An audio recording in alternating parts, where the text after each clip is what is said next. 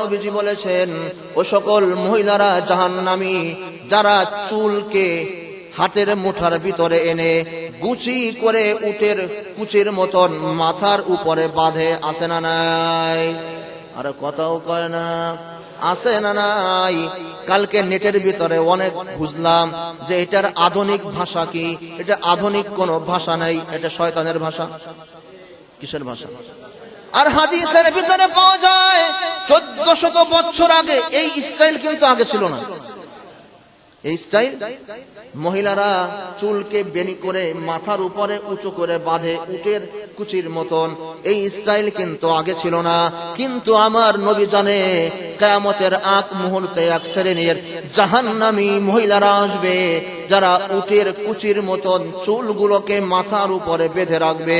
আমার নবী 1400 বছর আগে ঘোষণা দিয়েছেন, খবরদার আমার মা বোন শুনে নাও, কোশ্চিন কালেও পুরুষদেরকে আকৃষ্ট করার জন্য চুলগুলোকে মাথার তালুর উপরে উঁচু করে বাঁধবে না।